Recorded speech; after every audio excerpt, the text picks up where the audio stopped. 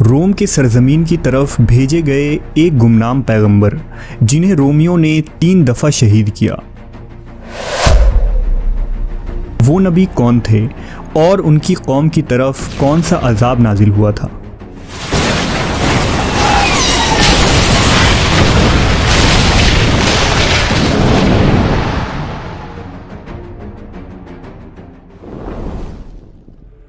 روایتوں کے مطابق حضرت جرجیس علیہ السلام ملک شام یا روم کے کسی جگہ پیدا ہوئے تھے، اور یہ حضرت عیسیٰ علیہ السلام سے کچھ عرصہ پہلے کا زمانہ تھا۔ اس وقت اہل روم پر دادیانہ نامی بادشاہ کی حکومت تھی۔ دادیانہ نہایت ہی سرکش، ظالم، متکبر اور مشرک حکمراں تھا۔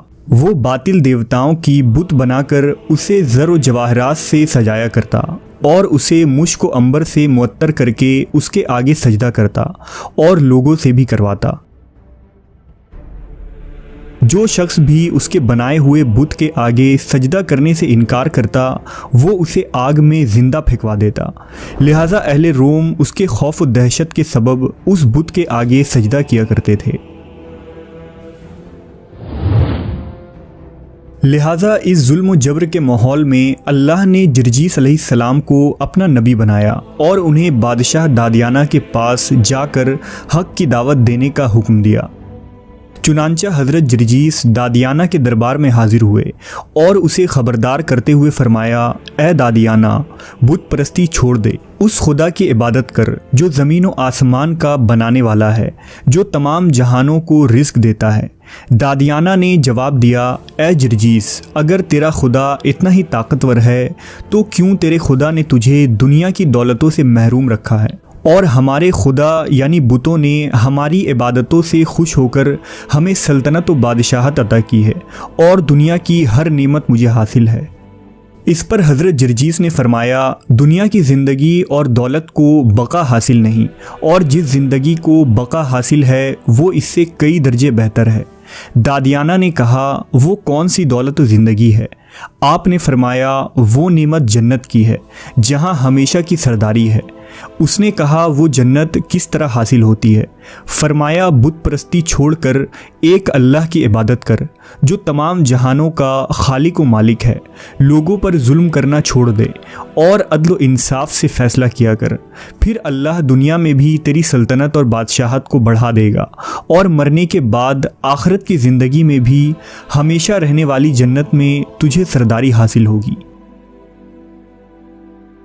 لیکن دادیانہ یہ سن کر غضبناک ہو گیا اور کہنے لگا، اے جرجیس، تو دیوانہ ہو گیا ہے، بھلا مرنے کے بعد جب انسان کی ہڈیاں تک گل سڑ جاتی ہیں تو انہیں کون دوبارہ زندہ کر سکتا ہے؟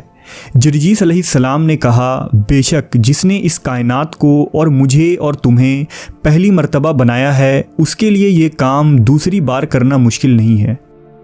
دادیانہ نے توحید کے اس دعوت کا انکار کیا اور لوگوں کو اپنے دربار میں بلا کر یہ کہا کہ جرجیس دیوانہ اور مجنون ہو گیا ہے، وہ تمہارے خداؤں کو جھوٹا کہتا ہے اور یہ کہتا ہے کہ جب ہم مر کر مٹی ہو جائیں گے تو وہ رب ہمیں دوبارہ زندہ کرے گا۔ اس نے لوگوں سے کہا کہ جرجیس کو بطور سزا دار پر کھینچ کر اینٹ پتھر مارو اور اس کے گوشت پوش نکال کر اس کی ہڈیاں اور گوشت آگ میں جلا دو، پھر دیکھتا ہوں کہ اس کا رب اسے دوبارہ کس طرح زندہ کرتا ہے۔ چنانچہ روم کے کافروں نے ایسا ہی کیا اور انہوں نے لوہے سے بنے اوزاروں سے حضرت جرجیس کے جسم سے ماंس کو الگ کر دیا اور پھر ہڈیاں اور گوشت کو آگ میں پھینک دی۔ دادیانہ بڑے غرور و تکبر سے اس منظر کو دیکھ رہا تھا اور یہ کہہ رہا تھا کہ اے جرجیس، اب تم اپنے رب سے کہو کہ تمہیں دوبارہ زندہ کرے۔ تب ہی اچانک ایک معجزہ ظاہر ہوا اور جرجیس علیہ السلام نے آگ کے اندر سے پکار کر کہا کہ بے شک اللہ ہی معبود برحق ہے۔ بادشاہ یہ سن کر حیرت زدہ رہ گیا اور کہنے لگا کہ اے جرجیس، تو دوبارہ کیسے زندہ ہوا؟ آپ نے فرمایا، مجھے اللہ نے دوبارہ زندہ کیا ہے اور جب تک وہ نہ چاہے تم مجھے ذرا بھی نقصان نہیں پہنچا سکتے، پس کلمہ پڑھ کر اللہ پر ایمان لے آؤ اور کفر سے توبہ کر لو۔ لیکن دادیانہ اپنے کفر پر قائم رہا۔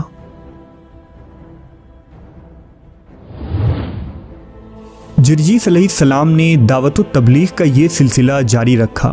آپ ہر روز بت قدوں میں جاتے اور لوگوں کو ایک لاشریک معبود پر ایمان لانے کی دعوت دیتے، لہٰذا اہل روم بھی مسلسل حضرت جرجیس کے دعوت کا انکار کرتے رہے۔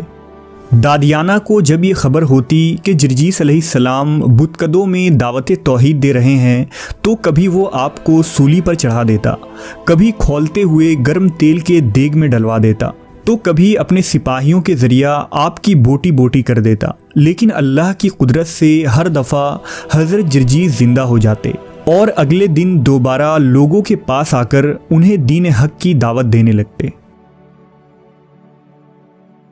جرجیس علیہ السلام نے روم کے لوگوں کو خطاب کرتے ہوئے فرمایا، اے لوگو، میرا رب ہر دفعہ مجھے موت کے بعد دوبارہ زندہ کر کے تمہاری طرف بھیجتا ہے، یہ سب دیکھ کر بھی آخر تم لوگ ایمان کیوں نہیں لاتے جبکہ تم اللہ کی نشانیوں کو اپنی آنکھوں سے دیکھ چکے ہو۔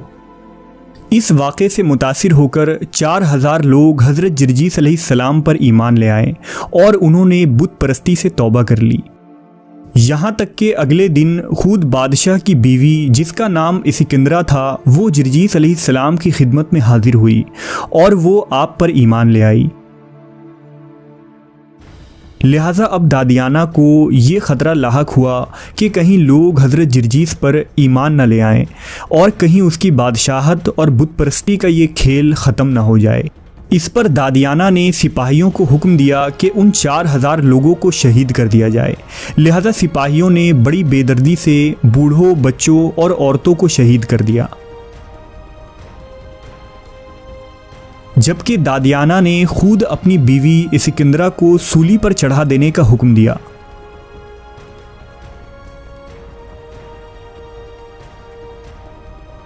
اس المناک منظر کو دیکھ کر حضرت جرجیس علیہ السلام نے آسمان کی طرف رخ کیا اور دعا فرمائی، 7 برس سے میں یہ رنج و تکلیف اٹھا رہا ہوں، آج تو اپنا وعدہ پورا کر دے، میں ان کافروں سے عاجز آ چکا ہوں، ان کافروں پر اپنا عذاب نازل فرما دے۔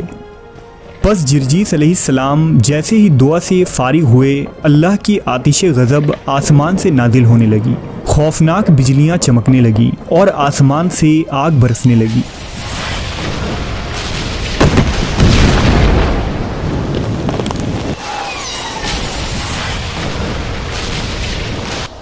اس طرح کچھ ہی دیر میں شہر کے تمام کفار جل کر خاک ہو گئے اور گنتی کے صرف چند ایمان والے زندہ بچے جو اس تباہ شدہ علاقے سے ہجرت کر گئے۔